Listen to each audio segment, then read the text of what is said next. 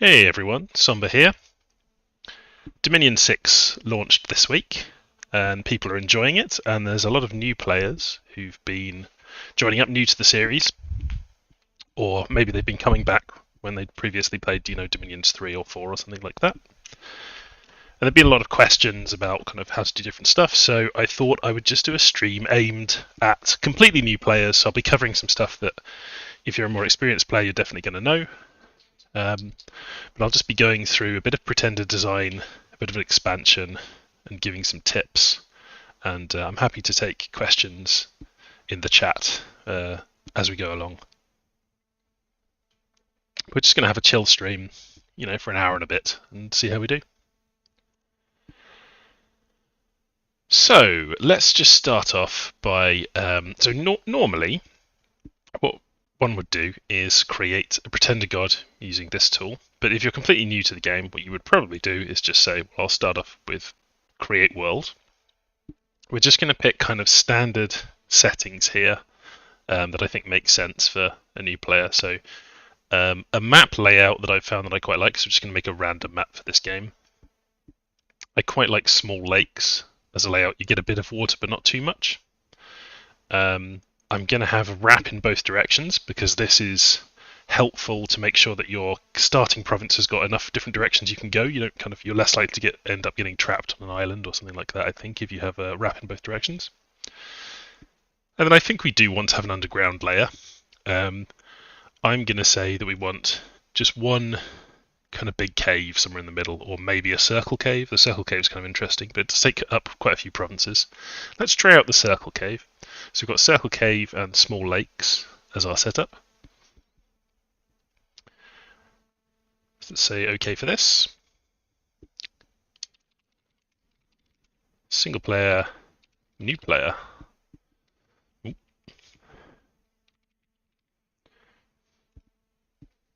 So the three eras, the basic difference between them is in the early ages, you tend to have provinces that are a little bit less populous. You tend to have technology of like weapons and armor and things that is a bit lower technology. There's more bronze weapons and things. And then as you move from the early ages, middle ages, late ages, as a new player, the main thing that's changing is that the independent troops that you're going to be fighting, that when you're trying to expand your nation, they're going to be using kind of better technology and they're going to be a bit tougher. And early era nations, you tend to require fewer resources and less production to kind of build the weapons and armor, and then you tend to require a bit more in the late ages. There's also a theme of blood and kind of evil and dark magic becoming stronger in the late ages. A lot of games tend to be set in the Middle Ages because it's kind of a happy medium.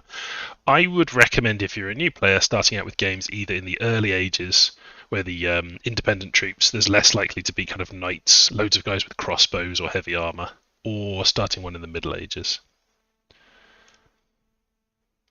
Just going to check that the stream's working. Yep, looks good. So we're going to go for the Middle Ages. This is not actually an unreasonable number of nations to have in the game. Having 5 AIs and 1 human if you're playing single player, that's kind of a good manageable size. So I think we'll just stick with that. We're going to pick our nation in a moment, and we're going to leave the AIs on random. But something I want to draw your attention to is that on pretty much any screen in a game of Dominion 6, you can press the question mark button on your keyboard and bring up a set of the hotkeys that will work on this screen. And the hotkey that I want to use here is to restrict all the random nations to land nations, because interactions between water nations, like mermen, tritons, people who live under the water, and land nations, those can be some quite difficult interactions early on when you're not used to them. So we're going to use the L command to just turn all of these randoms to random land nations. So that's Shift L because there's an uppercase L, and these are all now random land nations. Another couple of shortcuts I like to use all the time is you can press N, lowercase n for Nigel, and it will add another player, and it will copy whatever the settings were on this bottom one. So if we had put this to difficult AI and then we pressed N to add a player, they would also be a difficult AI.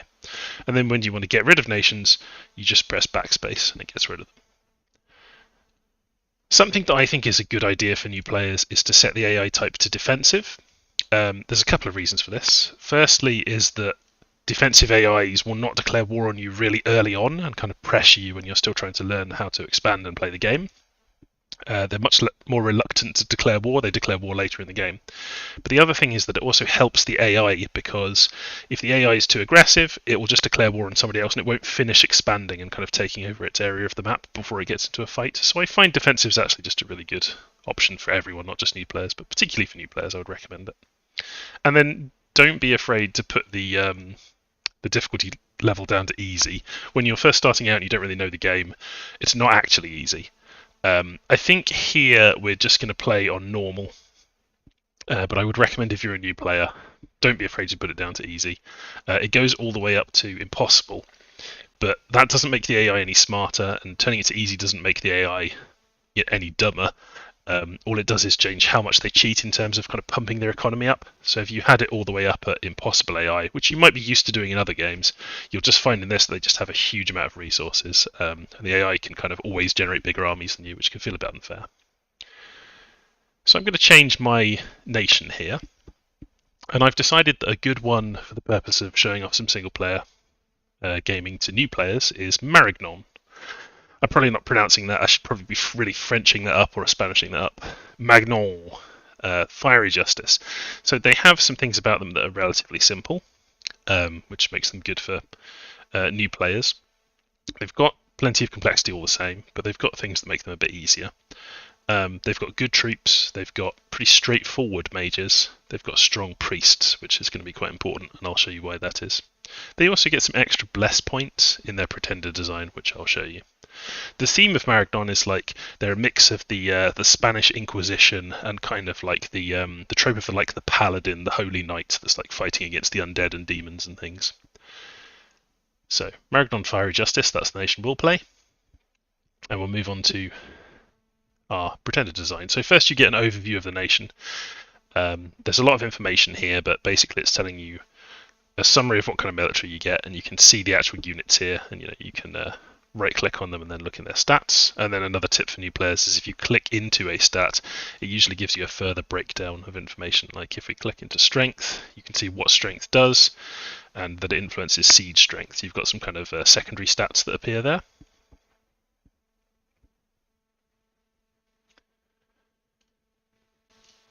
So we've got our various troops. It's good to have a look at these before you actually design your pretender, because one of the things that we can tell from looking at these troops in general is that they've got relatively heavy armor on. They tend to cost a lot less in gold than they do in resources. So that tells us that we might want to have production scales to produce more resources. So we'll come to that in a moment. You can also see that they have an order limit of +1. This just means that this nation particularly likes a dominion of order, so their limit for taking order is increased. Normally you could only go up to taking order of 2. They can take order all the way up to 3, but they can't take as much turmoil, and we'll come to that in a moment. And they get some extra bless points because they're particularly religious, particularly into sacred troops. They have 2 sacred troops that we will be looking at. One of them is the flagellant, that is cheap, not very strong, but he is sacred. And the other is the very expensive and powerful Knight of the Chalice. So what being sacred means is that you can bless them, and they require half the usual cost to maintain. They have lower gold upkeep. And you'll note that the Knight of the Chalice and his horse, which is listed separately here, they're both sacred, so they both gain abilities from being blessed. And we'll look at the bless in a moment.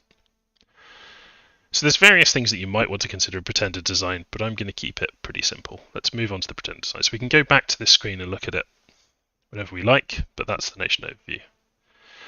So the pretender design screen, this is where a lot of people get a bit overwhelmed, because the first thing that you're being asked to do when you're first playing this game is actually something that has a lot of knock-on effects, a lot of impact. It's quite difficult for a new player to understand all of the decisions they're making here, and sometimes that can lead to a bit of analysis paralysis as you're going like, well, I don't really know, what am I doing here? And sometimes it can just feel like the thing that you designed is not doing the things that you wanted it to do, because you didn't really know what you were doing when you designed it. even really experienced players have a lot of disagreement and things about what you should do in the pretender design, so it's just worth bearing that in mind. I'm going to show a really simple pretender design that I think will work quite well for Marignon. So let's have a look at the available bodies or chassis, people call them, for the pretender. So these are the physical forms. We started off with the Titan of Serpents and Medicine. That was just one that we defaulted to. These are the Titans in Dominion 3, so they tend to be big, chunky, they've got a lot of hit points, they usually have okay magic, and they've got some other abilities usually. And they're kind of humanoid shaped, so they tend to have full item slots, which is important, but don't worry about it too much as a new player. Then we have monsters at Dominion 2 typically. These are big beefy boys, lots of hit points, they tend to have okay protection, which is very important. Sometimes they have abilities like fear. They have lots of attacks often. They're good at kind of helping you to expand. That tends to be what the Dominion 2 pretenders are for. And then Dominion 1, these tend to be ones where they're, well, let's take a good example here. The Master Enchanter. They're cheap. They start out at a low amount of Dominion. You can increase that, but it costs you points to do that, design points. They don't have very much in the way of magic, but their new magic paths cost very little. So if you want to have a pretender that has a variety of magic, or you want to have a variety of magic paths to increase your bless points, and we'll be looking at those in a moment, these are quite good. They're called rainbows by people, usually rainbow mages. They let you have a lot of versatility. For the purposes of this video, I'm going to go with a pretender that's actually discounted for Marignon, the Dragon, which is reduced by 20 points. It's a bit cheaper than it normally would be. So I'm taking the Red Dragon. The reason I like the Red Dragon is that it's a good versatile monster to use when you're expanding. It's easy to use because it can fly. It's relatively unlikely to just suddenly get killed or something. And it's just kind of simple and fun. And everyone understands pretty much what a dragon is and what a dragon should be capable of doing. It can still get killed. You have to be careful with it, but it is quite powerful and tough. It's good at keeping itself alive. So because I want this dragon to help me expand, I'm going to leave him awake. I could have him dormant where he sleeps and in about a year's time he wakes up, so you don't have him for the first year of the game but then he wakes up. Or you could take him imprisoned where he takes 3 years of game time, which is 30 odd, 36 odd turns to wake up. But give or take half a year, so it can take a bit longer or less. That would be later in the game he would be waking up. We're going to have him awake so he can help us to expand early on, which I think is important for new players. And also just lets me kind of show him off. It's quite expensive for him to get other paths. The reason you would want to have other paths is, one, so that your pretender can cast other different spells, but let's not worry about that at the moment. And two, because it would give you more bless points. If I increase his fire by 1, you can see it increases his bless points by 1. If I were to buy a new path, like Earth, so it's going to cost me 80 points and then the cost of the 1 Earth. Well, in fact, it's just 80 points, isn't it? Yeah. There is no cost for that first point. But the first point that you take in each path does not give you a bless point. So the second one does, first one doesn't. I'm just going to stick to fire, and I'm going to push the fire up. You can see as I push the fire up, it changes what priest spells are available, but you really don't need to worry about this as a new player. It's not very important. It just means that our priestly spells are kind of fire-themed. So I'm going to put him up to 6 fire. That gives me 8 bless points. And we're going to look at the bless effects. So there's 2 types of bless. There's blesses which are incarnate. They'll only apply when the pretender god is awake. So that will work quite nicely for us. Got a message I've just got to check there.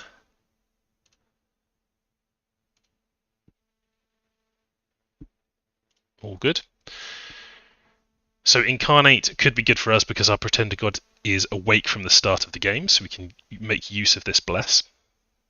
So we've got these various different incarnate blesses that we might want, and then we've got blesses which are not incarnate, and those are active even if the pretender is not awake. So what I'm going to be taking in this pretender, and I'll get to why in a moment, is I'm going to take Fire Shield, which requires a minimum of 6 fire, but then it also costs 6 bless points. So I've taken that, puts me down to 2 bless points left.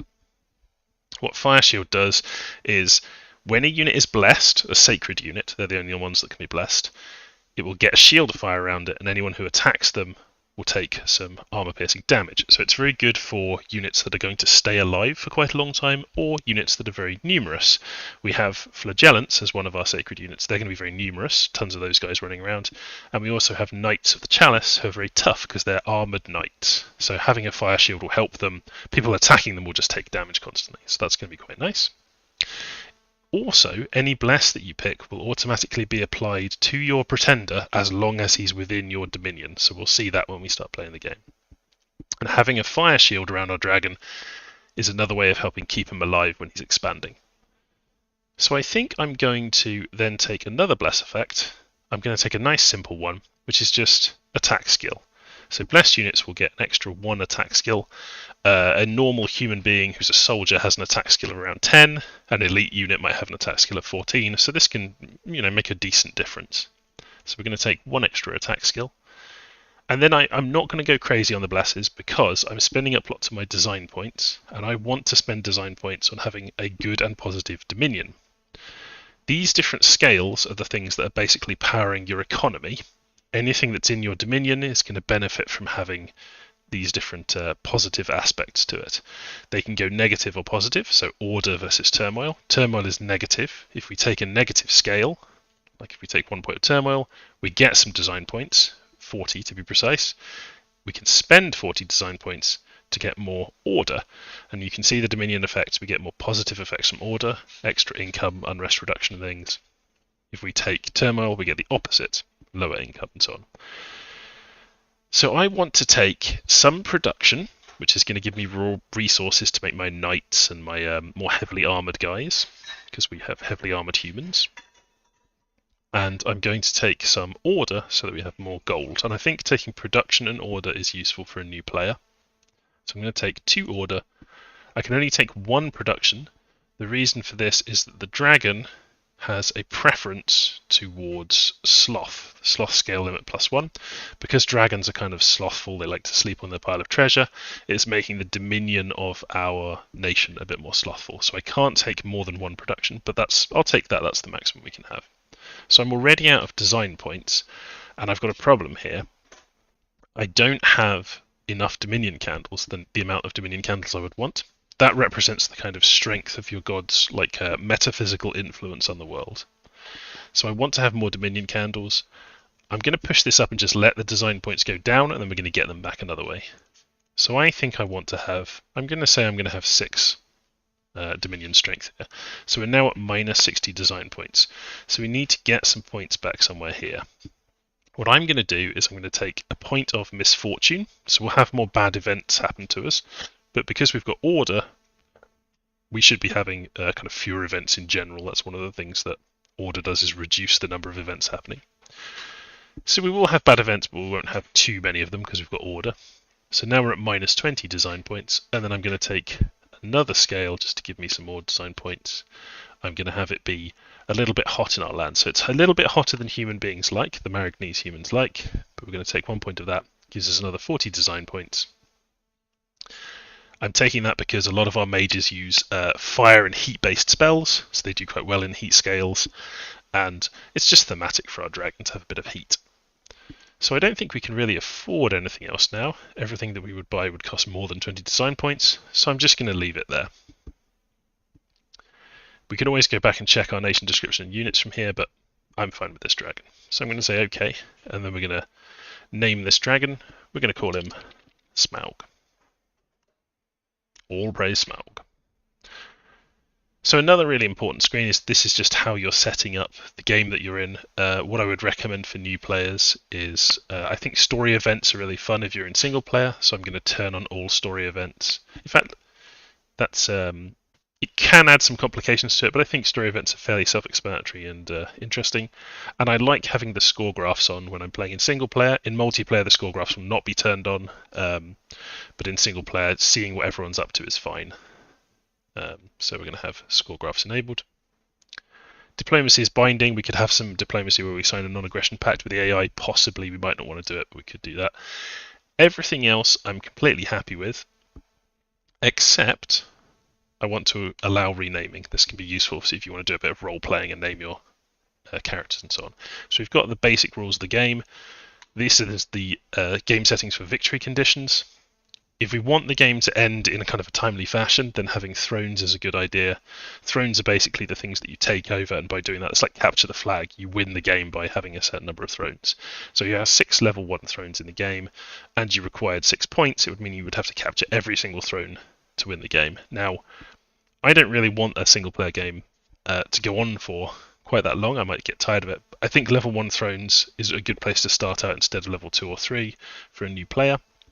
We've got 6 nations in the game.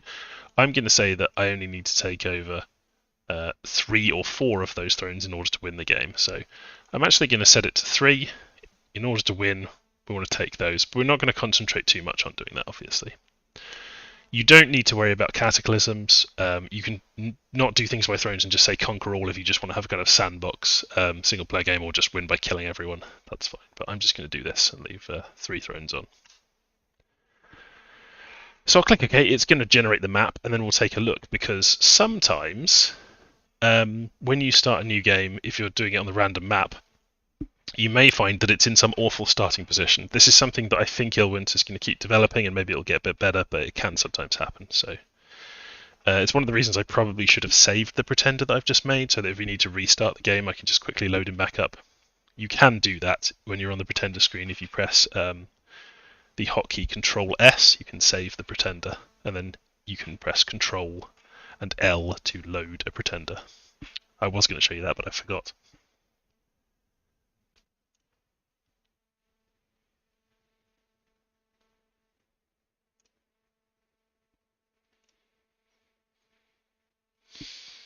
In the beginning there was chaos, now the wheel has turned once again, always reassuring words to see. So our starting position is not terrible, it's not great, but it's not terrible. We started off with a wasteland to the north of us. There is a river here, but there's a bridge over it, so we don't need to worry about that. We've got a farmland next to us, and we've got a forest here next to us. So I think that's okay. We'll stick with this. So, what do you want to do on your first turn? Well, I would start off by looking at the army that you've got as your starting army. So there's lots of buttons to go to these different settings, to go to these different screens that you're going to use, but I prefer to just look at the hotkeys first and work out what I'm going to be doing. And the key buttons that I'm going to be pressing are R to recruit units, T to transfer units. That's like an army setup screen. I think that's the best way to think of T. I'm going to be reading messages to go back to my messages and things by pressing M, and E for end turn, very useful one obviously. And I will also be pressing space to give commanders orders. Space is, where is it, when a commander is selected. Is it not even showing on here? Well, anyway, if you click on a commander, it says down the bottom, space change order for selected commanders. So when you press space on a commander, you get a list of all of the things they can do. The really important thing to note here is the research ability, which is on R, because a big thing about Dominions is that you want to research spells, and you need to get your mages to do the research for you. No research is going to happen passively, you have to tell people to do it. So I'm just going to take Smaug is for this turn, because I can't see what's in these neighbouring provinces. I don't want to attack them without knowing what's going on. I'm just going to have Smaug research for this turn. So I've just pressed Shift R to have him research.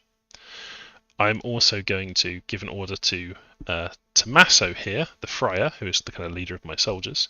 I'm going to press space, and I'm going to tell him to become my prophet. You want to have a prophet early in the game. Prophets are strong priests, and they also spread your dominion around, which is useful. So Tommaso is going to become a prophet.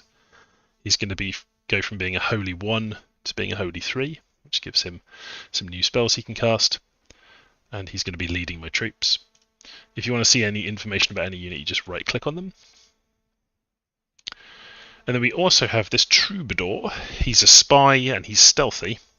So if I click on this troubadour Besançon and then I click in another province, when he moves, the arrow is grey rather than being red. If I sent Smaug out, the arrow would be red, saying he's going to move there and attack whatever's there, or just move there and defend the province potentially. Let's set him back to research. This guy can sneak around, so he won't get in fights, and he'll be able to tell you what's in provinces. So we're going to take our spy, and we're going to send him into this forest. At the start of the game, it's good to start by expanding, taking over provinces which give you resources, and forests, as you can see down the bottom, give you good resources, hinder movement, and give you more magic sites. So getting more resources into my capital from the adjacent provinces is going to let me make more troops. I'm going to press T now and go to the army setup screen. So we can see our priest who is staying in the capital this turn, becoming the prophet. He has got 20 of these pikemeners, they're good infantry, and he's got 20 of these missile troops, the crossbowmen, which are kind of the backbone of Marignon.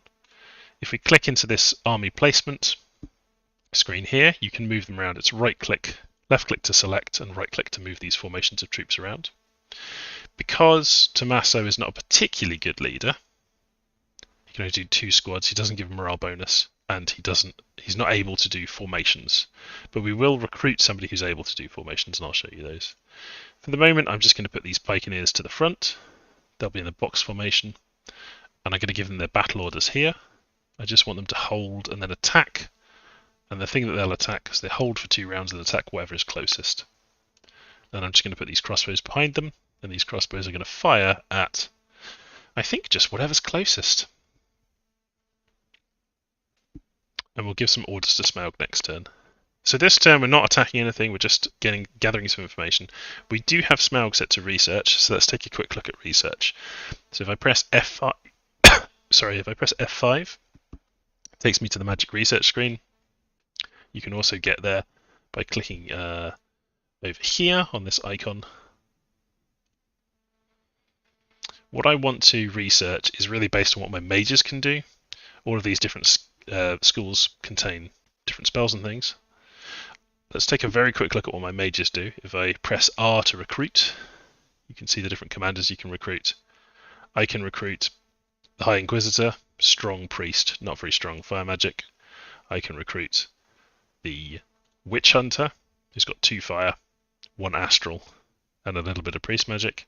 Initiates, just fire. We're seeing a theme here, it's fire. Inquisitors, a little bit of fire. Friars, they're just basic priests. And then we've got other things, assassins, spies, and our kind of army leaders, the paladins. We've also got our strongest and most expensive mage, the Grand Master. He's got a lot of fire. He can get up to fire 4 randomly. He's got a 100% chance of having one of these paths. He's got fire 3, astral 2. So really fire and astral is what we're focusing on. If we go over to research and have a look in evocation, so I'm going to right click on that, you can see the different levels. At the moment we've researched up to level 1 randomly. You start with a bit of random research because I had that setting on. So we were up to level 1. I'm just going to press F. So again, you can press the question mark key to see all of the shortcuts you can use on this screen. So you can see a bunch of shortcuts. So I'm just going to press F, which will show me all the fire spells. And you can see that at level 4 in evocation, we get a special national spell, Holy Pyre, which is really strong, especially against undead and demons, but it's going to be useful for lots of our guys to cast. There's also other cool spells in there that we can cast. Fireball is an absolute classic from D&D, and I think this is what we're going to do. We're going to research evocation until we've got Fireball and Holy Pyre, and then we're going to have our fire mages go out and cast those things. So first of all, we're going to say research evocation up to at least level 3. So I click that twice to say this is my research order. And then I also want to have, in conjuration, another fire spell, Phoenix Power. So if you have 2 fire magic, you can cast Phoenix Power, and it boosts your mage up temporarily in combat to have 3 fire magic. So it makes them better at all fire magic and able to cast stronger spells. So that's another good one to have. So let's take conjuration up to 3. So we've got some research we want to do. Smaug is going to start our research off, and I think that is everything for this turn. There's nothing extra important to do apart from recruiting. So we've got 600 gold to spend. If you'll remember, we've got a bless, which allows any unit which is blessed, so you need a priest to go with a sacred unit and then in combat cast a blessing spell. There's 2 types of blessing spells. There's one that does a small number of troops near to the priest, and then there's a big spell, which I would recommend new players using, called Divine Blessing, which is if you've got Holy 3, your priest will be able to cast a spell that blesses all of the sacred troops in battle. So we're going to have access to that through our prophet. And we can also recruit Aeoli 3, the High Inquisitor. So our two sacreds we've got available are Knight of the Chalice, which is expensive in terms of resources, recruitment points, and gold, very expensive, and Cheap Flagellant. We've got a decent number of holy points, but really we're going to focus on Knight of the Chalice here. They're going to be really good for expanding, they're really strong, and they're going to make the best use of our bless that we've got. So we're going to recruit as many of these as we can, which at the moment is only 2. We just don't have enough resources for more. And then because we don't have very many resources, we'll get some more Flagellants to use up some more holy points. So I'm going to get some Flagellants. And I think, although we could have our Prophet wander around leading our troops, I think I might want to get a Paladin, or he's very expensive in terms of resources though, so maybe not. Let's get a Mage instead. We'll just get a kind of mid-priced Mage. We'll get the Witch Hunter. He's got a bit of magic, he's got a decent bit of research, and he can get our research going. So we're going to recruit 1 Witch Hunter. You can see I've got 3 commander points available. This is because, so normally you would have 2 available with a Middle Era nation, but Marignon is got very advanced castles, so they get 3 commander points instead.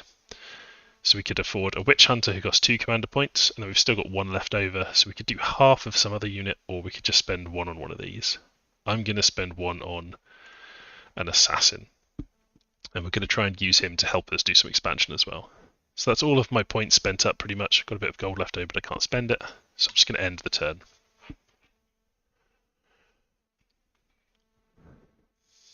So this is our declaration of our new sensing the different thrones. So because our pretender is awake, we know where all of the thrones on the map are, and then we've got proclamations. We've got a prophet. TNG's got a prophet. Flegra has nominated a prophet as well.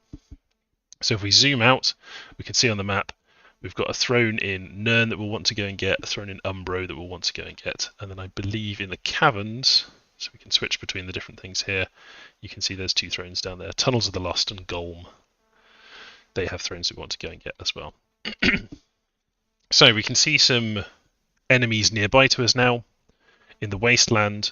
So these scout reports are not hugely accurate. They're like accurate to within 20% in either direction, something like that, I think. I may have those numbers wrong, but they can be a bit misleading. One thing that you can do is you can take a commander and you can tell them to attack the province and then just retreat immediately, and it will give you a more accurate reading of the people that are in there, so we might do that. So here we've got light infantry, long dead horsemen and militia. I know from experience that those enemies are not particularly strong and I should be able to fight through them, but getting a wasteland early on is not that useful.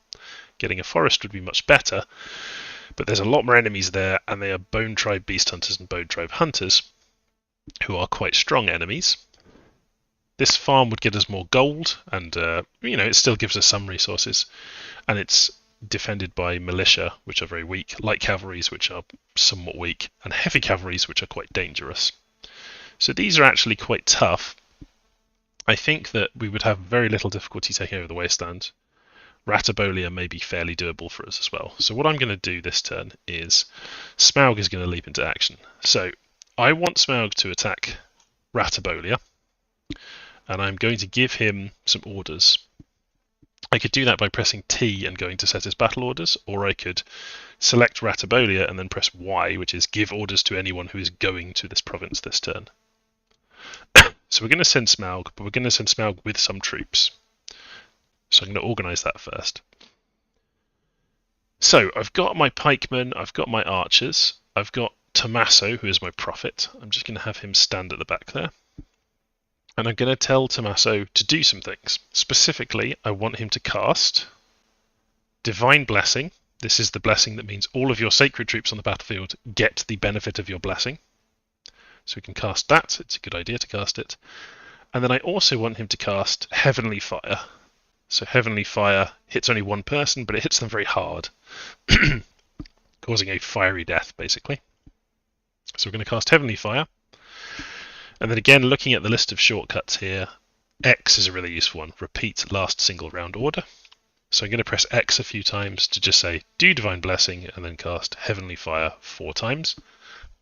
After that, you can only give them 5 individual orders. I want him to do something else, which is his main order. So I'm just going to say cast spells. So that's the orders for Tommaso. The troops have their orders. We're going to have Tommaso bring some additional troops. I think that because he can only support 2 squads. If we add more squads, the morale of our troops is going to decrease. But we could mix in some of our flagellants with our pikemen, or we could have Smaug lead them. So Smaug is also a great leader. He's a giant genius dragon. He's going to lead those flagellants. I don't want those flagellants running too far ahead and getting killed, but we'll put them next to the pikeneers. They'll be on hold and attack closest. And then I'm also going to take these 2 knights. These are our strongest guys. They're going to be commanded by Smaug. In fact, because we're taking Smaug and moving everything, I don't have to have Tommaso command these guys. Smaug is a better commander, so maybe I should do that. So I select all of them and move them to Smaug. Then we can actually give them a formation, because Smaug is a better leader. So I'm just going to click here. There they are. You can select different units here and give them different orders and things from this screen if you want to. So the pikeneers, I'm just going to put them in a line formation so that they're kind of covering the archers who'll be behind them. So we've got our knights as well. I'm going to put the knights right at the edge here, and they're going to go round and attack the back of the independent troops around here. But I don't want them to do that straight away, running off ahead of everyone else, because they have a much higher combat speed. So what I'm going to do is tell them to hold and attack. So hold for 2 rounds and then try to attack the rearmost enemies.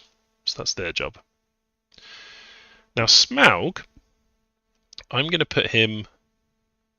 So with dragons, there's basically 2 things you can do. You can have them go at the back and wait and then fly over the top and attack the rear of the enemy. That's a good trick. But dragons also have a very powerful breath attack. They can just breathe fire over everyone. So I'm going to take Smaug and I'm going to put him at the front here with the rest of my guys. And Smaug has got combat speed 10. If we look at the pikemen, combat speed 10, so he's about the same speed as them. So they're going to be waiting for 2 turns and then advancing. So I'm going to have Smaug wait for 2 turns as well. Now he's got magical abilities, so I could have him casting spells, which might tire him out a bit, or I could just have him wait, just hold. I think what I'll do is have him just hold. So he'll hold or fire a missile weapon for 2 turns, which means if anyone comes near to him, he can breathe fire at them. And then his main order is going to be to fire his weapon at the closest enemies. So this is a missile attack using his flame breath on whoever the closest enemy is. And hopefully he doesn't end up roasting our own troops. It is possible. Maybe I'll move him forward a little bit as well. So he's at the front.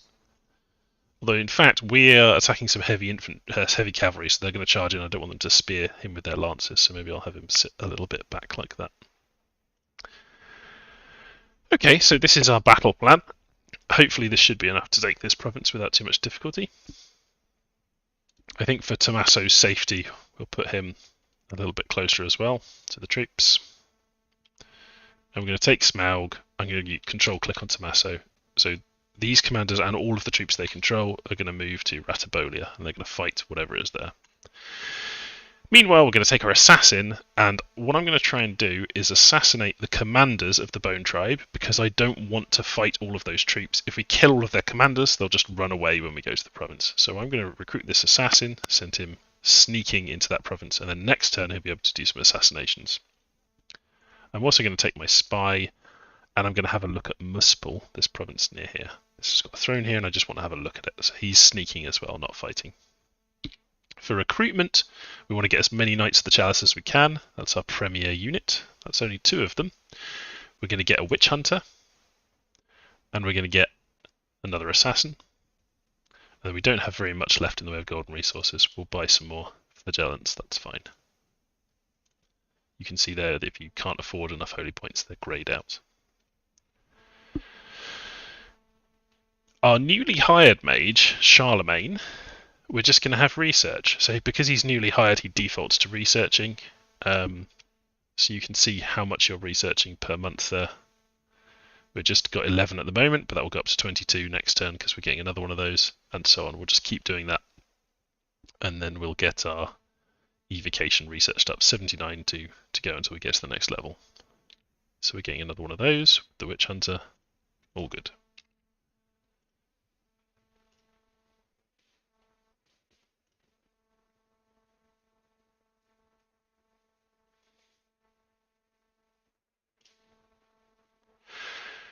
So we've got our first battle to watch. If we click here, it will give us a summary of what happened in it. It might spoil what's going to happen in the battle. We want to watch it and find out, so I'm going to view the battle. So you can see, I'm just going to pause it with space. You can see at the start of the battle, the fire shields go up. Now the reason that the fire shields are here, even though we haven't blessed any of these troops, is because if you have a pretender god present, he is in your own dominion, which this province is, because our dominion's spread out at the start of the game, he will automatically bless any sacred troops that are in your army, so you don't need to have a priest bless them.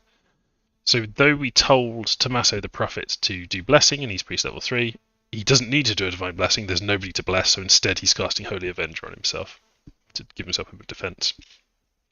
So we're going to unpause, and we're going to see what happens. So the enemy cavalry are going to come in here, probably attack over here. We're being shot at a bit by these. There's quite a lot of enemy troops compared to us, but I'm confident our dragon will do it. You can see there that Tommaso cast Heavenly Fire and he killed one of the horses, knocking this heavy cavalry to the ground and making him much less dangerous. He's only got a broadsword now instead of a lance and a broadsword. The pikemen go to stop the enemy cavalry. The crossbows fire at point blank range into the enemy cavalry, killing many of the riders, and these heavy cavalry are basically not very strong anymore. And our dragon should be getting to work in a moment. Smaug. Hopefully he's not going to roast our own troops. And he does immediately roast our own troops. That's dragons for you. That's because he was told to shoot at wherever was closest. So that's what he's going to go and do. He does it again and misses. The pikemen are taking a bit of a beating. Meanwhile, our cavalry that we are told to attack rear have got all the way around the side. They're pretty safe from these arrows because they're heavy armour, and hopefully they'll be able to kill the enemy commanders around the back. So we'll keep the screen quite zoomed out, and we'll just watch what happens. Smaug continues to breathe fire all over the militia that are running away now, and our heavy cavalry are now attacking the rear. And our crossbows, instead of shooting at the fleeing enemies, have switched to shooting at these enemies that are still fighting. So we can click on our guys and see how they're doing. This one's taking a bit of damage, but he's okay. This one's a little tired, but he's okay. We'll move the camera over to have a look at them. So they're doing absolutely fine. They're killing off the light cavalry commanders near to them, and it looks like we're about to rout the enemy now. Yes, the independent armies have routed, because too many of their commanders and troops died. They've just fled the battlefield. There we go, successfully took it. The mistake that we made there really was just, I think Smaug should have just gone and fought people in close combat. By breathing fire he ended up killing several of our own pikemen, which is a bit unfortunate. Let's just speed up the end of the battle. But you can see how strong the knights were, just 2 of them were able to go around the back and make sure that we won the battle there. We get a battle summary at the end. We lost 3 vigilants, 1 crossbowman, 10 pikeneers, mostly because Smaug breathed fire all over them. So not ideal taking that many losses, but it's not terrible. Getting the province is important. So now we get more income from this province. You can see significant income and some more resources being sucked into the fort in the middle there. So this turn, hopefully we can now afford more Knights of the Chalice. We have significantly more resources. We can now afford nearly 3 Knights of the Chalice per turn. We can afford 2 and some more other stuff. So let's do our recruitment first, and we're going to put on repeat recruitment so that we don't have to keep doing this, but we'll keep checking it because our resources will change as we expand. So we definitely want to have some flagelants. We need 1 holy point left by a witch hunter every turn. So we're going to put that on recruitment. And we'll have an assassin every turn as well. And we've got some resources left over now. So I'm also going to buy some pikemen or something to replace the people that we lost. Well, let's get some more crossbowmen because they don't cost very many resources. So we'll get those crossbowmen. They're still researching. Every mage we recruit will just keep researching until we've got some useful spells. They're not very useful until then. We're going to send more assassins in here. The assassin that's already in the Queen Forest, I'm going to press space to go to his orders, and I'm going to tell him to assassinate the enemy commander. And we're going to keep sending in assassins until we've removed all the enemy commanders from that province. That's how we're going to take that. Over here, our main army, which is quite depleted, but still dangerous. I think we want Smaug either to go closer forward and breathe fire on people before the pikemen get to them, or maybe we just want him to fight. I think what we'll do is we'll tell him to breathe fire on them and we'll move back We'll move him over to the right. We'll move the pikeman to the right, so that Smaug's breathing fire on some different people, hopefully getting the people in front of the pikeman. And I think I'll tell him to only wait for one turn, and then just go and breathe fire on whoever's closest. The knights seem fine. We'll leave them doing their thing. If we attacked this province, High Mill, it's not next to our capital, so we wouldn't get resources flowing into our capital from it. It only does that with adjacent provinces. The other problem with attacking this is that it's not in our dominion. So, because it's not in our dominion, our god would not automatically be blessed. He would not automatically bless the other sacred units of the army. Tommaso could still bless the sacred units, but Smaug wouldn't bless them. However, they are quite tempting to kill. Ghouls and Solus are not very strong. We can beat them up. Barbarians, on the other hand, are something you've got to watch out for early on because they hit really hard. They could potentially kill our dragon even. So I think what I want to do... we can't cross over the river there because it's not frozen. We'd have to go round. That'd be slow. I think even though it's not in our dominion, I'm going to have my dragon and the guys attack High Mill. And we're just going to get some extra money by doing that. And we do want to build a force that's going to take over Jira and take over Queen Forest. But not yet. We'll spend one turn doing High Mill, that's fine. Generally speaking, you want to clear out the stuff around your capital first, though. Now, we've also got quite a few extra gold coins, so we could try to get some mercenaries. Oh, these are underwater-only mercenaries, so we can't do those. The mercenaries button is pile of gold coins up here. It's B for bid for mercenaries. You can pay mercenaries to work for you for 3 turns.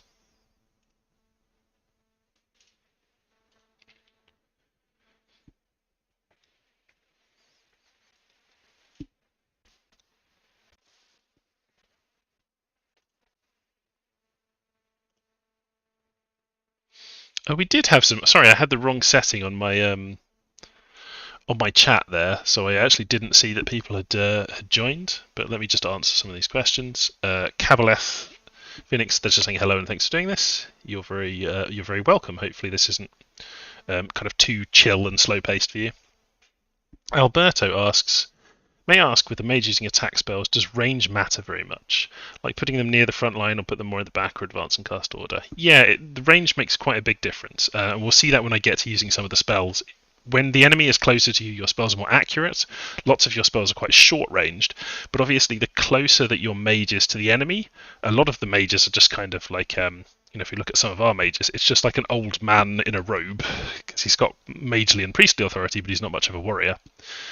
So a guy like this, no protection. If an arrow or something hit him, he'd be in trouble. If a guy with a sword gets next to him, he'll just get killed, probably. He's not got the stats to stay alive in combat. So you have to be careful and kind of keep troops around them. You can assign bodyguards to mages, which can help with that. And what was the other question there? From Rismath, have you had any experience expanding in the caves? Not sure if it's a skill issue or whether the locals are just ridiculous. The cave frontiers can have really nasty troops in them. A crucial thing, obviously, in the caves, because they're partially dark, you want to have guys who go down there with dark vision.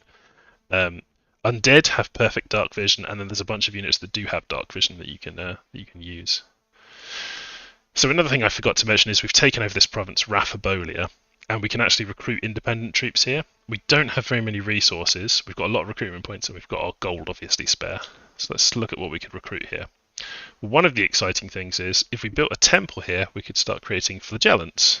This is kind of a unique thing for Marignon. They have sacreds that they can recruit outside of their forts. That's a really big deal and can make our bless very useful.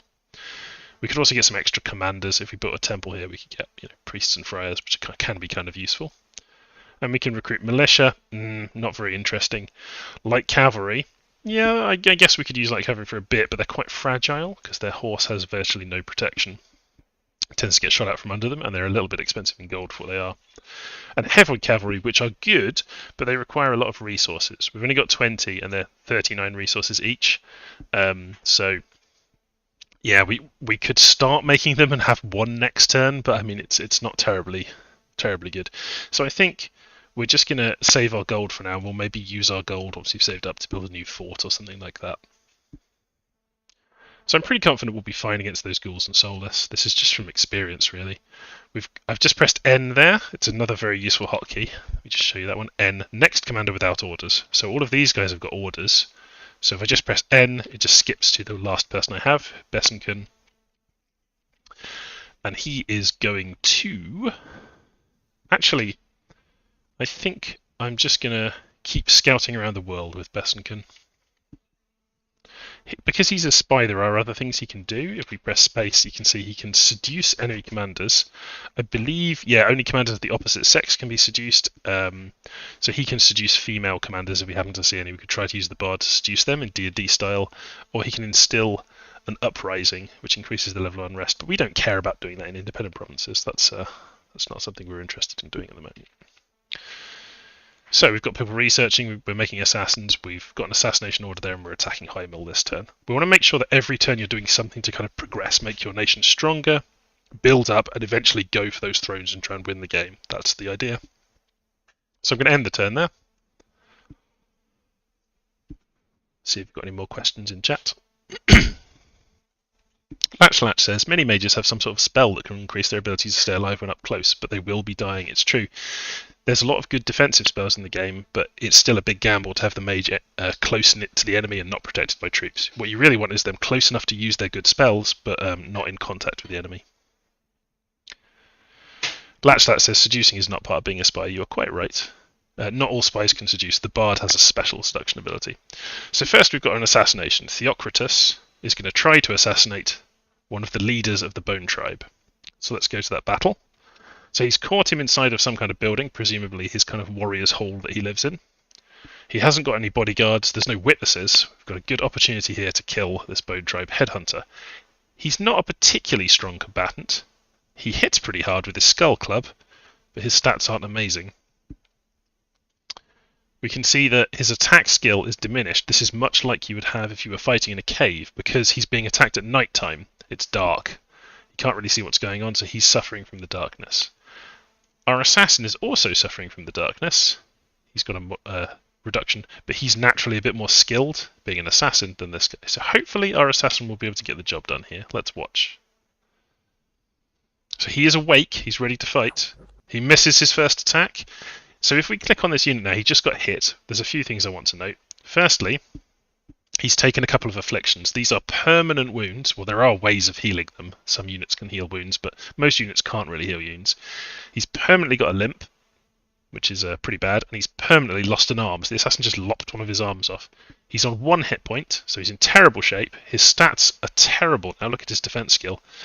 Because he's poisoned, because he's harassed, because the assassin attacked him twice with his 2 weapons, because it's dark, because of his limp. He's got a lot of problems. So the next time the assassin swings, he will hit him.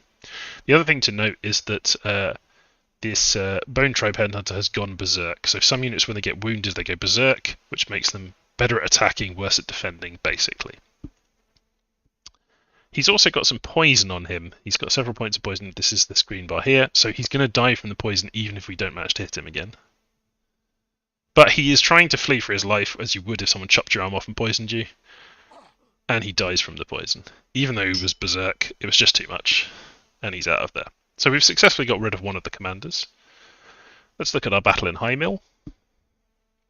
So again, our plan here, we've got our guys shooting at the back. We've got they're being guarded by these pikemen. We've got these to attack around the back. And even though there's quite a lot of these enemies, our basic plan is the dragon's going to move up the middle and Smaug's going to breathe fire all over them.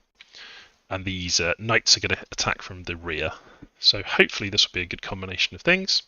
You can see that in this battle, Smaug does not have a fire shield because Smaug is not blessed. Pretenders are only blessed when they're inside their own dominion. We went outside of our dominion for this battle. However, the prophet is blessed because prophets are always blessed. That's one of the things about being a prophet. So we've got some crossbow bolts landing but not doing very much. He's going to cast Divine Blessing, which will mean that our Knights of the Chalice are now blessed. If we didn't have a priest there to bless them, they would not get the benefit of the fire shield or the extra point of attack skill. So let's watch what happens. The ghouls come charging forward. Smaug moves into range and burns the ghouls, killing several. Our pikemen are probably going to be in trouble. They're very badly outnumbered, but as long as they can hold the ghouls still, you can see Smaug's just annihilating them. One of the things about ghouls is they have pretty great morale. 18's very high. the undead are generally really high morale, so they're very unlikely to run away. And even less likely to run away are the soulless, who have morale 50, meaning because they're mindless, which is this here, they'll never run away, but if their side loses the battle, they just start to fall to pieces. So our pikemen are getting overwhelmed, and breathed fire on by Smaug, thanks Smaug. And the ghouls have broken through and are going for our crossbowmen. That's bad news for us, but you can see that Tommaso just cast Ashes to Ashes. That's a banish spell that he was just able to cast, and it set fire to and killed several ghouls. Priests are really good against undead because they can cast banishment on them. Additionally, round the back, our knights went all the way around the back and are killing these soulless at the back, and have caused the independent armies to rout because of the number of casualties they've taken. So, all of these undead are going to run away. Our crossbowmen will be saved from being ripped to pieces by ghouls. There they go, running away, and you can see the soulless just start to dissolve, just falling to pieces. Hopefully Smaug can resist breathing fire. Oh, because the enemy's routing, he's decided to fly, so he's going to fly over and attack some of them. So he killed some over there. But yeah, another province successfully taken.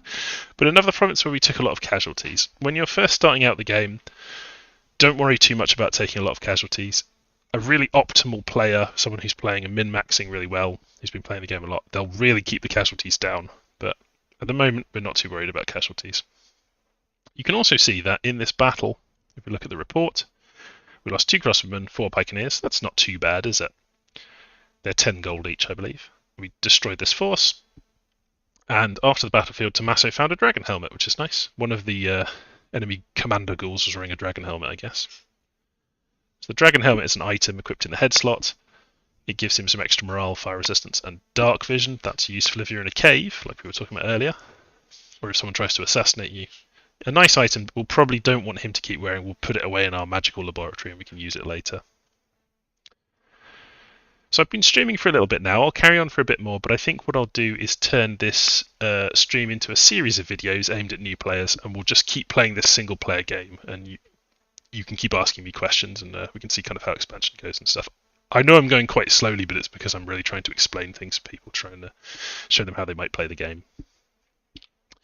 So this turn, we want Smaug. I think we need to start coming back to clear this stuff around our fortress and around our home. We don't want to wander too far out here in a straight line. It's not very profitable for us. We've taken over this this province, and something that you'll want to do with provinces you've taken over is put some automatic defense in them.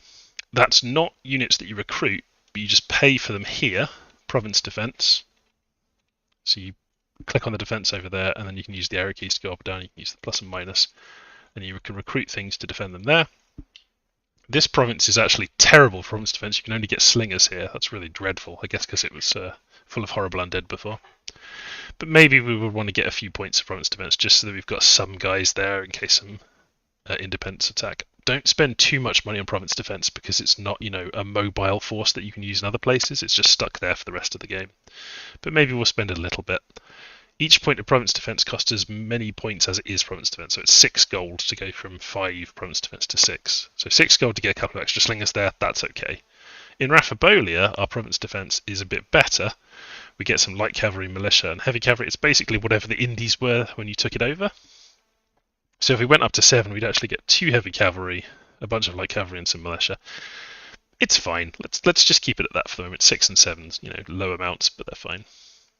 So we want to bring our guys back. I'm going to have Tommaso lead our forces back. We'll give him control of these just for the purposes of moving them back. He's going to take all of these guys. Tommaso's going to walk everyone back to Marignon, and we're going to pick up some reinforcements. Smaug could try and do some stuff on his own. This is quite risky, but Smaug is strong. And if the province is in our own dominion, we know he will have a fire shield attached to him automatically because of the bless, so he would be quite strong. This is not a particularly strong place, this wasteland. It's just light infantry and militia, not really a problem. Long dead horsemen could hurt us with their lances, but they're not that bad. So we could have Smaug attack just as a demonstration to see what he can do on his own. If we're going to do that, we should give him some different orders though. So let's click on this. We'll press Y to give orders to everyone moving to that province, and we'll give Smaug some orders. So my plan here is he's going to sit at the front. The long dead horsemen are going to charge straight at him. He's going to breathe fire on them. So we're going to have him do 3 rounds of hold or fire. Let the enemy come close. We could cast some spells with Smaug, but we don't really have any good spells researched at the moment. Let's have a look at what we've got. So if we had cast a specific spell, we've got Fireflies, Burning Hands, Fire Darts, Flame Bolt, Protection Fire. None of these are particularly good spells. Fire Darts is okay. It's like having a few crossbowmen. That's kind of what that's like, casting that every turn. None of these are great. When we get fireballs and things, we'll be more excited by that. So I'm going to have him fire 3 times, and then I'm going to have him attack the rearmost enemy. So he should fly over to the back of the enemy and attack the rear, and he'll try and kill them with his melee attacks and use his fear, which of course is very important, to make them rout. His protection is quite high. He's got a lot of hit points. I think he can survive a few hits and he'll be okay here. So let's see how he does. Maybe move him back slightly because the cavalry are going to come charging at us. Yeah, let's move him back kind of to the middle. So there we go. He's going to try and take out Jira on his own. Every time I say Jira, I start thinking about work and Jira tickets and things. That's very unpleasant. So we've been recruiting Knights of the Chalice here. This is going to be a really strong army. This is what we really want, is to get this strong army of Knights of the Chalice when we get back. So can we get 3 of them this turn? No, we can't afford 3 of them. Nearly. So we'll do the same thing that we did before. We'll keep getting Witch Hunters and Assassins, and we'll get some Flagellants and some more Crossbowmen. So we are keeping a little bit of gold in reserve. We eventually want to build up enough that we can build another fort, so we can recruit more troops, more mages, things like that. Over here we've now got 2 assassins sat in this province, and we're going to tell both of them to assassinate enemy commanders, and then we're going to look and see if we've got some more questions. Antoine Stockhoff says, by the way, couldn't you also seduce Heart Companions? Yeah, it's one of the Easter eggs. The Heart Companions are based on the historical Theban band, I believe, which was a group of kind of Greek hoplites who are lovers, an all-male unit. And so they can be seduced by men. Getting assassinated in Mom's basement. The assassin map looks nice. Yeah, it is kind of getting completely owned if someone just assassinates you in your wood-panelled basement, but... So we've got 2 people going for assassinations there. Maybe there won't be that many commanders left after that. We might have done them all. So what I'm going to do, just in case these 2 assassins succeed and kill all of the commanders in this, which they may have done, is I'm going to tell Annius to attack this province. So with a sneaking unit, if you want to attack, what you do is you hold control. So if I click on it normally, he just sneaks there. If I hold control and click on it, he's going to move there and attack it. And then we're going to give Annius an order. So Annius, we're going to put him all the way at the back because we don't actually want to fight anyone with him. We're just going to go there to see if the enemy will rout because all the commanders are dead. So what I'm going to tell him to do is just hold for 3 turns and then he's going to retreat. And we're just going to see if all of the enemy are dead before he retreats. Ooh, we found our arch nemesis. So this is Ermor. But they have fallen to they're like Rome, but if everyone was undead, if everyone was an undead skeleton. So we really need to destroy them because what they do is they kill the population everywhere they go. They just murder everyone and turn them into the undead. So for fiery crusaders like Marignon, they're the perfect enemy. And you can remember we had a national spell that does extra damage to undead, so that would be really useful. And we've got lots of strong priests who can cast banishments on undead. So maybe we'll make this our objectives in this series, is to destroy Ermor and capture some thrones and win the game. So let's have our spy go and investigate and see how far Ermor has managed to come. So we're going to go over this way towards their awful skull-headed flag. And then that's everything that we want to do this turn, I believe. Don't think we want to recruit anyone here. We could just recruit slingers here. We could recruit some slingers. They can be quite useful. They're very cheap. They're good against things that don't have very much armour. But I think we'll just save the gold at the moment. So I'll end the turn there.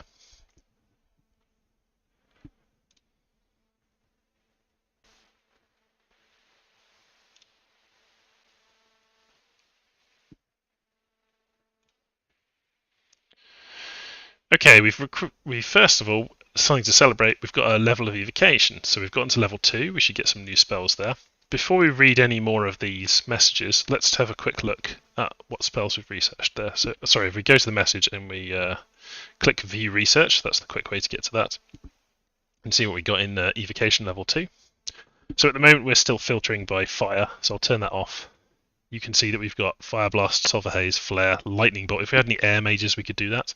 We're basically Fire Mages, though, right? That's what we're recruiting, and a bit of Astral. Not enough to cast Solar Rays. We've only got Astral 1 on our Mages. But we could now start casting Flare with our Pretender if we wanted to. Not very good. We can cast Fire Blast with our normal Mages. But Fire Blast is very close range. 7 is a very, very close by. You know, someone's within range to just charge over and slash you. It does quite a big area of effect, hits 3 squares at once. We could try and use Fire Blast, but it's difficult. I would much rather, instead of having Fire Blast, I would much rather be casting Fireball, because it's got a 35 range. You know, 5 times as much range as Fire Blast, so much safer for our guys to cast. That's what we're going to go for, Fireball. Let's look at our assassinations. So this time we're not in Mom's basement. This time we're out in a nice glade. So again, we're against a Bone Tribe Headhunter. This time we're in the middle of the day, a bold time to assassinate. So his attack skill and everything's better. So this may not go so well for us because we're not in the dark. And no, it didn't go so well. So if we click on him and press, again, we can look at the different commands we can use here. If I press V, view battle log, very straightforward. Hit him with a skull club, smacked him in da belly, and killed him in 1 hit. He rolled a 26 against 23. He beat his protection roll very easily and just killed him. Unfortunate. So we've lost 1 assassin there, that's not great. What about the second assassin? So he attacks during the night time, and instead of attacking the Headhunter, he's attacking this Bone Reader, who is a mage. So the mage is going to try and protect himself. He's casting Personal Iron Skin. And he's going to cast Flying Shards, trying to hit us with some stones. He misses. The assassin moves in and slashes him. So he's actually got really good protection. You can see his normal protection is only 9, but he's got Skin of Iron from casting that spell, so his protection is up to 19, so he's quite hard for the assassin to hurt. But the assassin has hit him, and he has poisoned him quite badly. He's got 9 hit points, but he's quite badly poisoned, so maybe he'll die from poison. And then he has cast Fist from Iron.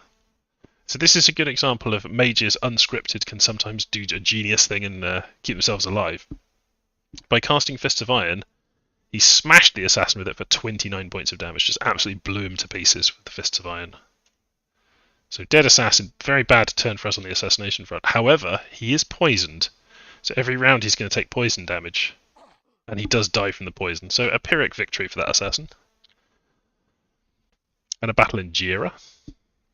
So our god here, on his own, Smaug, is going to try and take out this small group of infantry, and this slightly more imposing group of long-dead horsemen, but they only have light lances, so hopefully they won't hit hard enough.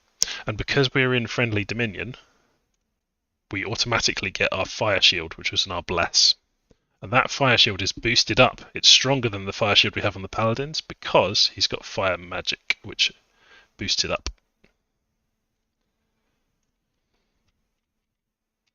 So let's see. I think the Fire Shield here is going to burn up those skeletons, no problem. Yes, look, they're just getting roasted. They have hit me a few times. My hit points are down from 137 to 120. But he should have little difficulty defeating these skeletons now. You can see the riders getting blasted off the horses getting burned up. He didn't get to fire his attack because they were too fast. They got in before he could breathe on them. But maybe he'll breathe on these guys. Some javelins coming in. The militia charge in. These militia are not going to last long because of their low morale.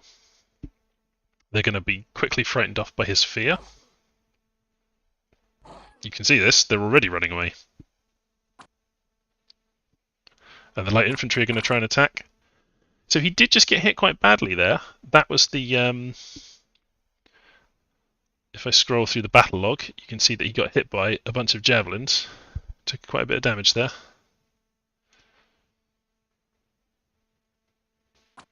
Is my cunning plan going to work? Yes! We told him to attack the rear, and he is going to attack the rear. Oh, he landed back here, I didn't see. So he's killing their commanders around the back here. Bit of fire. Let's speed things up. So he's doing just what we wanted him to do, and the enemy is now routed, so he should be perfectly fine. He could still get killed by a routing soldier, it's possible. He could still get injured by one. You can see they try and attack to get him out of the way.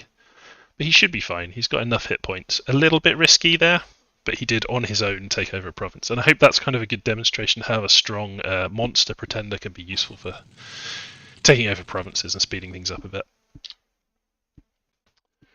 Battle in Green Forest. Let's watch this. So this was our assassin. We told him to attack the province, wait a couple of turns, and then flee. I told him to do that because I wanted to see how many commanders they have left, which is just one. If we can kill this one bonehead, this one bone tribe headhunter, he is a bit of a bonehead though, then all of these will flee and we won't have to fight any of these troops. And the reason I don't want to fight these troops is, look at the damage. 20 damage attack, javelin, they go berserk, and then they get 3 more power on their attack, 23 damage. They're not very tough, protection-wise, but they're just very vicious and hit very hard. So they're quite a scary troop to try and take on. But anyway, our assassin's just going to go there, hang around for 3 turns, and then run away. That was the plan. Here he is. Let's just speed through this. So he waits for 3 turns and then whoosh, runs away. Come on, run away. There he goes. Nearly got shot, because they can throw their javelins so far. If you look at the retreat details, he successfully retreats his Jira. That's good. Sometimes when people retreat, they can get killed when they're retreating, but he did not. Do you have any more questions from the chat? Not at the moment. No. Good. Oh, there's one more from Latch. Sombra, I really appreciate you demonstrating how to use the dragon in different ways for new players. It's something many people don't want to do, but it can be tricky if you don't already know what you're doing. Yeah, I think when you're first playing Dominions, have an experiment and see how things work. And don't worry if you lose, just restart another game. Be prepared to just restart a few times. Sometimes if you lose some troops, you can be like, okay, I'll rebuild, it's fine. Like, I lost a few troops in these battles. If I'd lost one of these battles, I would have gone, that's fine, I'll rebuild. But if you lose your god early on, you might want to just restart the game because it's difficult to get them back. You can use your priests to call god if they get killed, but it takes a while to call them back, like several turns, you won't have your god. And when they come back, they might be a bit injured. But our dragon there successfully took over that province. We could get some province defense there. I'm just going to basically just take 6 or 7 points in every province because it gives you a little bit there to kind of protect the province.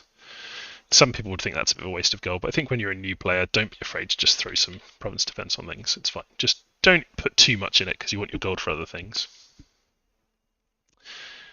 So we unfortunately don't have any assassins over here, but I still want to assassinate that one last guy, and I think we can do it. So what I'm going to do this turn, send 1 assassin in, and I'm going to recruit a massive squad of assassins because I really don't want to have to fight that province. I just want to kill everyone in it without having to fight them. So we're going to send 3 more assassins in next turn and make sure of it. We're going to wipe that guy out.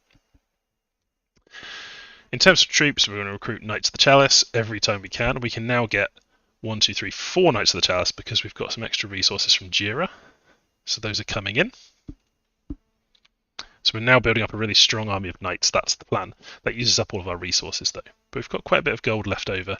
We could use those to hire some mercenaries. Let's have a look and see if there are any good mercenaries. So there are some mercenaries for 250 gold. We have got 289. They're quite good mercenaries, and we can hire them in another province. They don't have to be in our capital, unlike our other troops, where we're hiring them in the capital. If we hired some mercenaries in Jira, we could use them to attack Tapanete, the Mercs or Hallwoods. We could hire them in High Mill and go and attack Redbud Grove. It looks quite weak, only militia, archer and light infantries. Maybe we'll do that, attack over here. That seems like a good idea. So let's hire those mercenaries. We're going to hire 50 macemen, Gunther, Bluecraft, Sonnenkinder. So we're going to bid on those, and I'm just going to bid 251. If the AI bids on them as well, it might beat us, but we'll probably be okay there. So we can see more of Ermor. Their dominion's not spread there, so they're not killing everyone yet.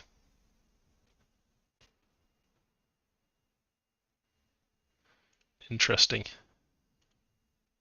Oh, hold on. This isn't Ermor, is it? Have I mistook? Is this Scalaria instead of Ermor? Have I mistook their flag? I think I might have. If you want to see what other nations are in the game, you can go up here and press Pretenders of the World. That's F4 as a hotkey. And you can see the other pretenders. So I can see that is Scalaria, not Ermor. I'm talking rubbish when I was saying that they are the one that's fallen to death. Scalaria are the remnant of the Roman Empire that are still fighting against the undead. They do use the undead as servants, and they're definitely enemies of Marignon, but here they are. You can see their nation overview and look at their different troops. But yeah, they're like a Rome that's very obsessed with death, but they're not the ones that are actually themselves skeletons. So let's go and investigate, and we'll find out the shape of their nation. Is that everyone? Well, we've got plenty more people going on here. We've got an assassin, so he retreated from the forest. We'll send him back in. But we've got to remember to change his orders. I don't want him to be doing that in the assassination. I just want him to kill whoever's closest. And then we've also got Smaug. I don't want to risk attacking these places, I think, with Smaug at the moment. Maybe I just want him to wait and reinforce some others. Or, if the people here could reach another province. No, we can only reach this, which I want to take with assassins to show how to do that. Let's move our troops to Gira. So we'll have Tommaso lead the troops. We've got a big load of knights. We've got plenty of crossbowmen. And we've got flagellants and pikemen up front. So this is a pretty decent force. I'm not too worried about the morale because we have pretty good morale anyway. We're not quite ready to send some mages out yet, but soon when we've got Fireball, we'll send some mages out to help our troops take over provinces. So Smaug will go and he could attack these places, but they're all quite strong. I think I'm just going to have him move back because he can fly. He can get to various different provinces and help really easily. So I could have him move back, or I could have him attack Redbud Grove because it's quite weak, and then he could join up with the mercenaries to attack something else. This is one of the benefits of having a flying pretender, is that you can just go to whoever is looking most vulnerable. If we attacked Redbud Grove, 40 enemy units, militia, archer, light infantry, the plan there would be very similar to what it is right now. Stand still and fire, attack the rear, but I think I would go even further, perhaps. Maybe fire attack. Yeah, I think that's fine. We'll say spend 3 turns preparing to fire. If they get close enough to you, set fire to them. And then go and attack the archers at the rearmost enemies. So I think we'll try that with Smaug. I think he can do Redbud Grove on his own. Let's end the turn and see what happens. See if there's any more comments in the chat.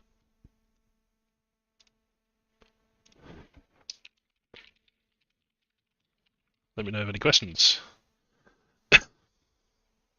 And we'll probably just do this turn, plan out, and then I'll stop the stream there. But I'm going to keep this stream going so that people will be able to watch just this new player game. Maybe help you kind of get some ideas and just kind of a chill stream for new players.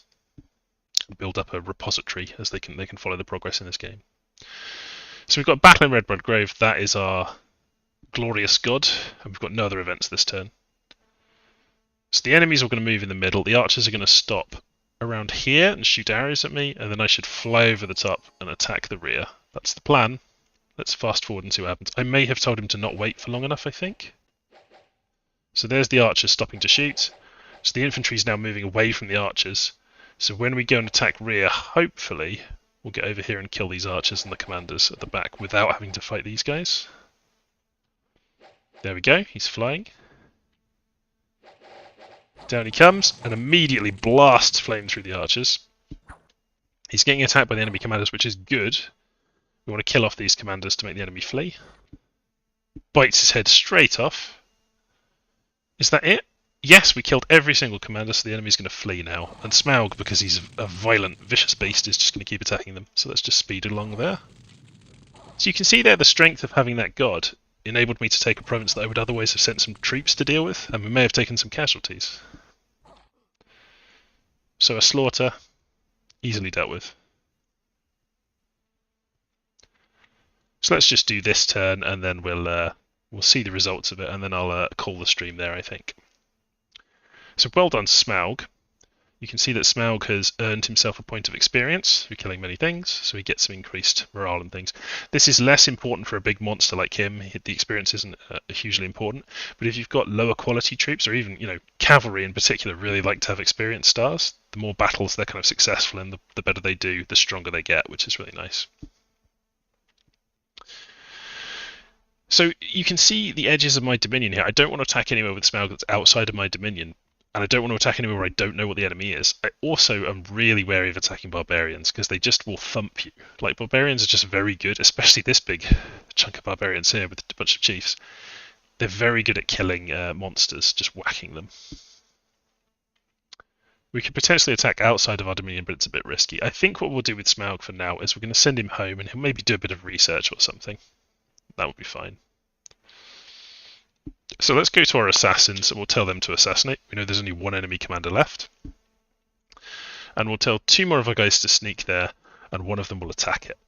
The 2 that are sneaking there is in case we fail to assassinate him this turn. They'll have the next turn to attack. This guy, Aquilicus, so I'm going to press Control T here to just give orders to the guy I've got highlighted. He's going to have the same orders as before. Hold for a few turns and then retreat. That's just in case we kill all of the enemy commanders. He's going to go there and rout all of the troops. And we can see what shape the enemy commander's in also there. So Tommaso's army are moving over into Tapanete, which is what we told them to do. They've got multi-turn movement turned on there. So let's have a look. Our main force at the front hold an attack. Behind them are archers. Let's move them a bit more to the middle. Behind them we'll have Tommaso. I don't want Tommaso to get attacked by somebody who kind of sneaks around the edge, so I might give Tommaso a couple of bodyguards. So what I'm going to do is just take just a few of these pikemen, put them into a separate squad, and then I'm going to set them to guard commander. So they don't count as being a separate squad for the purposes of like reducing morale. They're just a special squad that's assigned to just guard him. And those pikemen will hopefully protect him if some cavalry or anything sneak around the side and attack him. Can be quite a good trick. But our main attack here is going to be these knights. Now looking at the enemy that we're attacking, archers, militias and heavy infantry, we could probably charge straight down the middle with our knights. That would probably be the most successful tactic actually, and just let the infantry back them up. So if we put the knights at the front, I'm going to put them on hold and attack closest. 8 of these with blessing. Remember, without the blessing they don't get the fire shield, but with a fire shield 8 of those crashing into the middle of the enemy infantry should be very effective, and they'll be backed up by all these infantry as well, of course. So I'm hoping that'll be enough to break Tapanete. We'll keep recruiting Knights of the Chalice. We always want to be doing that. Repeat that recruitment. We don't want more assassins at the moment. We want witch hunters and should we get an architect? They're very good for improving our forts, but we don't have any extra forts we want to do at the moment. Well, maybe I'll just buy half of another mage, I think. We're just going to keep getting witch hunters because they're so simple to use. So I'm going to get another witch hunter. You can see it takes me down to commander points -1. So next turn we'll be able to get 2 witch hunters because we bought half of one this turn. Any resources left? A little bit we'll just spend on a couple of crossbowmen. But we're really focusing on the Knights of the Chalice. That's our strongest unit, so that's the one we want to use. Let's go and have a look in the capital of Scaleria. You can see they've expanded out kind of in a weird diagonal fashion, but they haven't quite concentrated here. This is a bit of a flaw of the AI. We'll see how they're doing though. We'll zoom out a bit to look at the map. So this is really our territory we're going to control, this kind of dog bone shape between these 2 lakes, and hopefully later on in the series I'll show you how you can get underwater and take over underwater territory, even with the nation of non-amphibious people like humans. Latch asks, when would you suggest someone make a fort in a new player game? I think as long as you're able to spend all of your money on things that you want to spend your money on, then you don't need to build a fort, because your fort is basically just a way of spending money. But as soon as you start not being able to spend all your money, you need to start thinking about where you might have a fort. So forts draw in the resources from around them, which means that building them like adjacent is not ideal. You want to build them kind of a bit more spread out, and there's a lot of thinking about where a fort should go. But for Marignon, a big consideration is having enough recruitment points and enough resources that you can just keep churning out troops. But also, the main point of building a fort is build a fort with a lab, and in the case of Marignon, a temple, because their mages are sacred, and you can just recruit more mages. Another thing about Marignon is that they can recruit flagellants just with a temple. So a lot of the time you might want to spend some money just on temples at first to get more flagellants if you've got a bless that makes flagellants good, which we don't really, but they can still be useful. They're kind of good fodder. So, if we were going to build a fort, we would probably want to build it over here somewhere, controlling this area. Ideally, building a fort on top of a throne to defend it is really good, We don't really have the forces here to control that at the moment, but maybe we will. We could also potentially get a fort over here that pulls in resources from all of these forests, and then you could build a lot of high resource cost troops there. Building a fort somewhere with high population is always good because it can help defend the province, defend that population, and also extract more money from them, so that's also a consideration. This would also be a pretty good place for a fort. Multiple adjoining forest provinces, high population. It would be difficult to take, though. Right, we've still got our research going. How close are we now if we look at our research to getting Evocation 3? 143, 44 per month, but that'll go up to 55, 66, 77 and so on as we recruit more mages, so let's just keep concentrating on that. Let's see what happens this turn, and then I'm going to end the stream there, but I will catch you another time. So let's just see what happens at the end of our turn, or the start of the next turn. So let's look at our assassinations first. So I know this assassination fails because there's a second attempt at the assassination. So this guy's definitely going to fail. Here he is. He does hit him. Ah, look at that. If we look at the log, the assassin attacks. He hits him in the leg with a short sword, damaging him, but he misses, or is repelled with the poison dagger. So repel is when somebody with a longer weapon is able to push back the person with the shorter weapon and stop them from attacking. So because the dagger is short and the weapon of the Bone Tribe Headhunter, which is a skull club, is longer than the dagger, length 1, and I believe the dagger is length 0. He's able to push him back with the skull club and stop him from attacking with the poisonous dagger, which is a shame because the poisonous dagger would probably have killed him. He has inflicted a very bad wound on him, though he is crippled, so he's much weaker. But because he's gone berserk, his attack skill is still quite high. So we'll see what happens. Oh, the tension. They're both staring each other down. Yeah, that's the problem. He hits really hard, and he's still quite accurate because he's gone berserk, so he manages to kill him even though he's crippled. But that damage is not going to heal this turn. It only heals at the end of the turn, so we've got one more assassin who gets a chance at him before he gets to heal. So let's see if Claudius can get the job done. This time, not only is it dark, so his attack skill is lower, and he's crippled, of course, but also he starts the battle asleep. We caught him napping. Maybe he's trying to recover from the wounds from the previous assassination attempt. So when Claudius gets to him, he's going to be able to potentially stick both of these straight into him. Look at that defense skill, 0. Asleep. No defense. And there's no one here to wake him up. Well, I get that. Wake him up. So there we go. We finally killed him. So that's all of the commanders in that province killed. If we now go to Queen Forest, which is where this taking place, I'm going to go back to Tapanete, but if we watch the battle in Queen Forest, you can see, even though our army consists of only this one guy, this assassin, and he's set to wait around and then retreat, all of the enemy commanders are dead, so all of their troops are going to run away. Off they go. So as long as our assassin doesn't leave the battlefield before they do, we will win the battle. So let's watch. Off they go. We win. So that's how you take a province without having to fight the troops at all with Marignon. You can use the assassins. And that's really useful if the province is really tough, if it's got hundreds of troops, or they're really nasty troops you don't want to fight, or you've failed several times to attack them, possibly. So let's just watch our battle in Tapanente. We've got our crossbows, we've got our absolutely armoured Fist of God here, the Knights of Marignon. We've blessed them, so there go the Fascists. Look at that. An impressive formation. And here are our flagellants. You can see some flagellants start off already having a affliction, because flagellants are not in the best of physical health before you hire them. We've got a few arrows coming down. One of the arrows killed one of our crossbowmen right next to our prophet there. If he had been killed, our entire army would have run away, so that's something to be aware of. Be careful about enemy arrows falling on your prophet. In fact, he was just hit by an arrow, just as I said that. Let's look at the stats.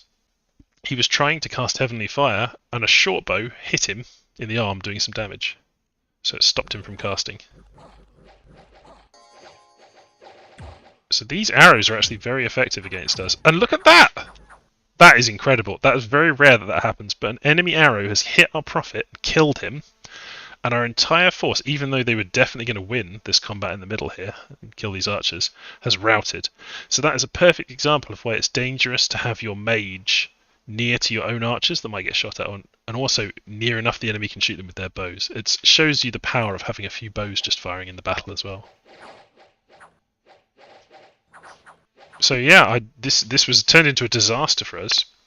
If we'd had a second commander present in this battle, he would have taken command and none of these guys would have routed. So a lesson there for new players that I should have known. Send a second commander along in case that first one gets hit by a random arrow, or keep him far away from the arrows. So all of my troops leave the battlefield. Hopefully most of them will survive the retreat and we can send them back in. So let's look at the reports. Tapanete, we lost 5 for the dance, a crossbowman. Our prophet hit by an arrow and died. Ugh. 1 pikeneer died. And we killed some of the militia, but we didn't have a chance to kill the archers and heavy infantry. If we look at the retreat details, 36 fled, 27 of them made it back to friendly territory. The important ones there are the Knights of the Chalice because they're so expensive. Hopefully most of them survived. We had 8 in the battle. Let's see how many of them managed to escape. So if we go back and look in Marignon and the surrounding provinces, there's none escaped here. 1, 2, 3, 4, 5, 6 escaped here. That's good. So it looks like we lost 2 Knights of the Chalice in the escape. 2 of them died. That's a lot of money, isn't it? That's 140 gold just from that one mistake. Well, we're going to get revenge on Tapanete next turn, but you can see Queen Forest has been taken over, and we've got a swarm of assassins ready to go and assassinate the commanders in Muspel, so that we don't have to fight that army either. So we can send them in next turn. That will do it for the stream today. I'll just check if there's any more questions in the stream.